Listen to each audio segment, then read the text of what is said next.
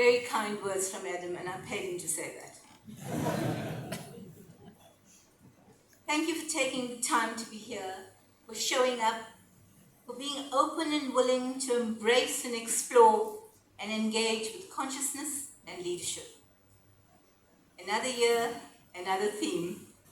Each year, the summit focuses on a theme that reflects the world around us. So to recap, when ESG was the next best thing, in 2023, our theme was conscience over compliance, where we raised our voices and asked the question, does it take a box to tick for leaders to do the right thing? Because when a leader is conscious, then ethics, ESG, and doing the right thing becomes part of his DNA and exists under the umbrella of conscious leadership. When we had the elections last year, our theme was truth or dare. We dared both the politicians on the ballot paper and business leaders to tell the truth. We asked the politician, are you there to join a failed and corrupt political establishment in its looting frenzy? Or are you there because you care about this nation's people, winning public trust and making a meaningful difference? We challenged and dared business leaders to look at themselves and experience the truth within themselves, whatever that may be, and reflect on how their actions affect and impact the lives and livelihood of others. This year, our theme from chaos to consciousness is appropriate, especially around the globe. Chaos is a beautiful word. It is a dizzy dance of disruption. It is disorder. It is an ordeal, but it is not a curse. It is the breakdown of systems, structures, and stories that once made sense. And today we dive into the nature of chaos that ultimately leads to the wisdom if we allow it to. We are living through an age in human history where the world often feels like it's spinning, too loud, too fast, too fragmented, with rapid change and unprecedented complexity, especially in technology.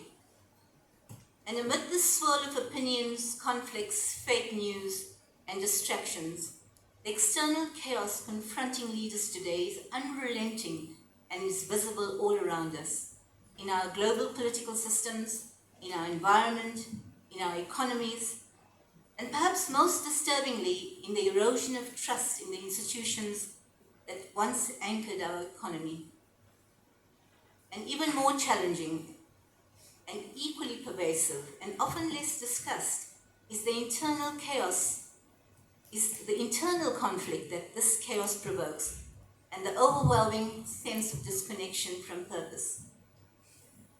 The combination of outer disorder and inner unrest is not only fast becoming the central challenge of leadership today, it is also the crucible where leaders are being tested, transformed, and ultimately redefined.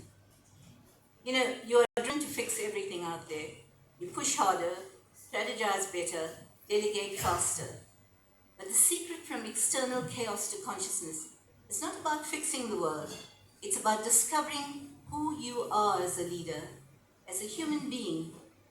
And it is your responsibility to navigate the complexity of chaos without collapsing into confusion.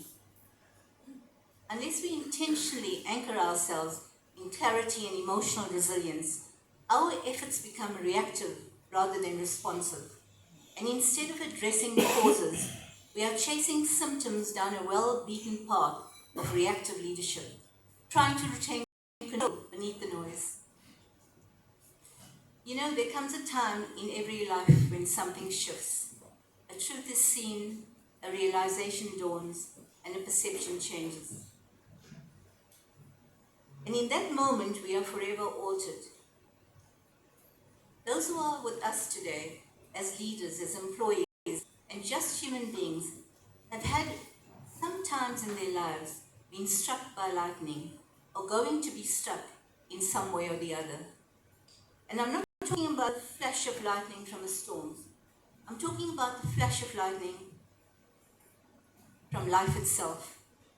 That sudden blast that shatters your foundation, and you find yourself walking through hell, be it from an unexpected loss, financial or otherwise, including death, divorce, heartbreak, betrayal, retrenchment, an accident, an act of violence, or a terminal illness. If you are lucky, you'll be struck once. But sometimes we are struck again and again, and the storm is endless. You also find yourself floundering internally. And on most days, be it at a personal or professional level, when you are in the throes of turmoil, you just want to disappear. You want it to disappear. And you want to disappear from the ordeal, from the spinning, from the fire, from the fear and the fall, and from the ache in the chest. But despite all of this, if I say that chaos is not the enemy, and it's not here to destroy us, rather see it as a blessing in disguise, a hidden gift of transformation and growth.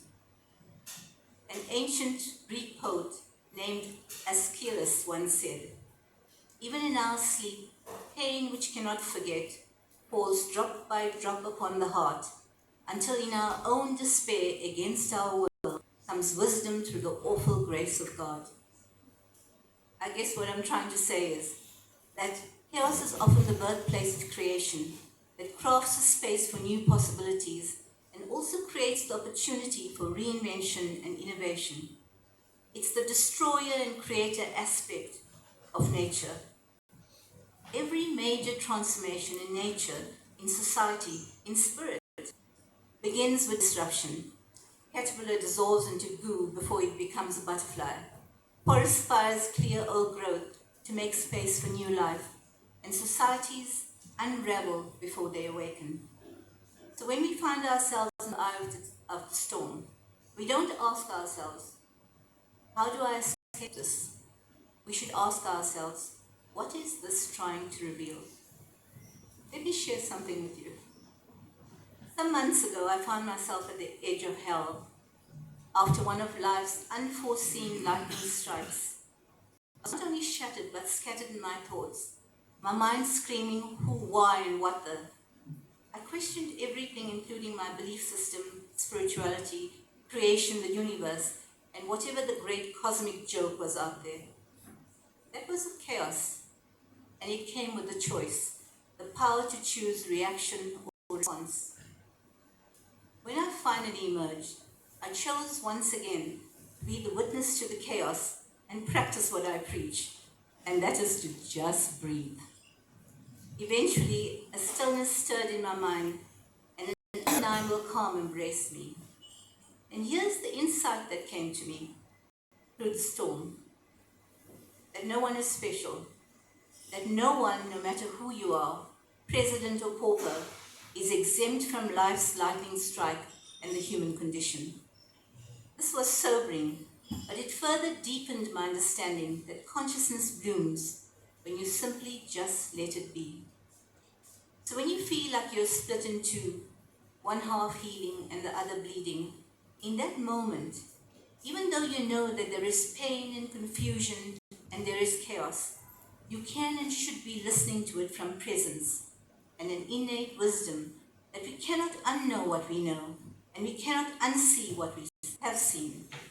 And consciousness won't fade because we don't want to engage with it. Sometimes the most radical thing we can do is just be still. To stop and be still is not a weakness. It is taking a stand for yourself to say, I will not lose myself in this turbulence and circumstances that I did not create. We don't have to match the madness or control the storm. We can listen, we can watch without reaction, and we can observe without judgment. Let the world do what it does, and let the chaos run its course. We can take one breath at a time, like it's the only thing that matters, because in a way it is. Allow the technique of breath to be your guide to reframe chaos into possibility. It does not mean that we float above the mess, zen out and become untouchable. Rather, it means that we walk through it with our eyes wide open, seeking resolutions with our spirits intact. This is not easy, nor is it a leap. It's a journey, and like all meaningful journeys, it begins with the stillness within. This is a choice, especially for leaders, to return to the epicenter of your being, to align your values with your actions, and to serve something larger than your egos or agendas. It is only here, in the depths of your self-awareness, that you will not only find just direction, but the clarity and the strength to lead from the center. And unless you lead from the center and not from the edge, where anxiety, urgency, and ego resides, you give yourself permission to lead with wisdom, intuition, courage, and compassion, and you will find that others will follow you and do the same. Your calm becomes the anchor for your team, your courage becomes their inspiration, and your presence becomes their mirror. So today is a calling to evolve, a calling to lead the epicenter of your being, a calling to lead consciously, not just with your mind, but with your entire spirit and your whole being, not because of the chaos, but in spite of it. Thank you all.